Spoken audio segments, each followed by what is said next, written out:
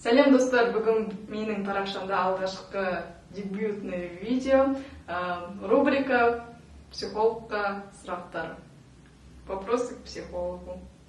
Бүгінгі біздің видеоның кейіпкері менің мамам, анам. Иә, мен Әсемнің анасымын, және Әсем менің болашақ әріптесім. Менің есімім Айгүл. Мен енді практикалық психолог, еңбек өтілім 22 жыл білім беру саласында психолог практик болып жұмыс атқарамын. Бүгінгі біздің бірінші сұрақ: психолог болу үшін не істеу қажет? Психолог болу үшін ең бірінші таңдау пәндерді дұрыс таңдау керек деп ойлаймын. Енді мектеп барысында абитуриенттерге ол биология және география пәні. Қазіргі таңда енді әлеуметтік желілерде психология мамандығы трендке айналды ғой енді.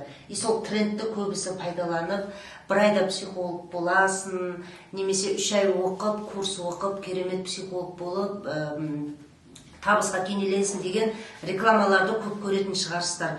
Ондай рекламалар негізінде іс жүзінде енді академиялық психологтар ондай рекламаларға енді күлкімен қарамасқа басқа амалы жоқ. Өйткені психолог маман болу үшін оның терең теориясын білмей ешкім психолог маман бола алмайды. Терең теорияны ол жоғары оқу орнында алады. Сондықтан кемі 4 жыл алғашқы дипломды алғаннан кейін психолог маман өмірінің соңына дейін білімін жетілдіріп өтеді.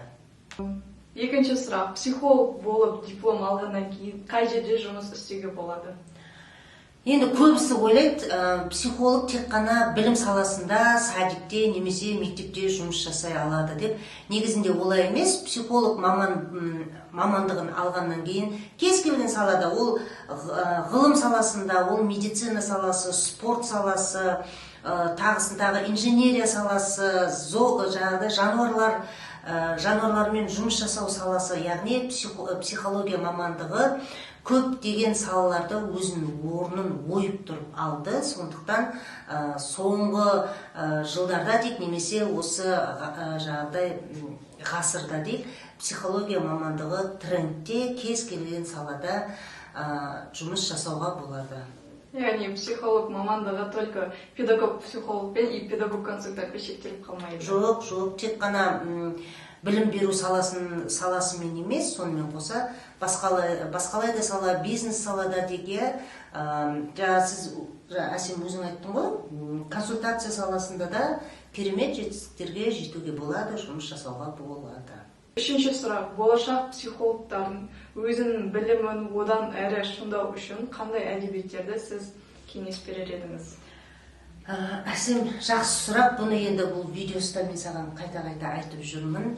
Көбінде өкінішке орай енді біздің қазақтың даласына, кейін алаштың даласына психология енді кеш жетті. Сондықтан тек қана бір алпауыт 2-3 адамды ғана айтатын болсам, ол Жарықбаев, Мұқанов, Намазбаева деген азаматтарымыз бар. Дегенмен көбінде әдебиеттер орыс тілінде.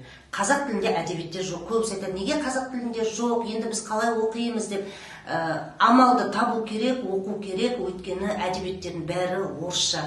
Жалпы қазіргі таңда психология шетелде қарқынды дамып жатыр. Ал ағылшын тілінен орыс тіліне аударылам дегенше кемі 5 жыл уақыт өтеді. Оны орыс тілінен қазақ тілге аудару үшін оны күтіп жүретін болсақ, 10 жыл, 15 жыл өтіп кетеді. Сонда біз қазіргі таңда, бүгінгі таңда шетелде не тренд болып жатыр, бізге ол 15-20 жылда жетуі мүмкін. Сондықтан қолдан келіп жатса ағылшын тілін меңгеріп, жастарға беретін ақылым, болашақ психологтарға беретін ақылым, ағылшын тілін жетік меңгеріп, бүгінгі таңдағы психология саласында болып жатырған жаңалықтарды ағылшын тілінен алғанға не жетсін.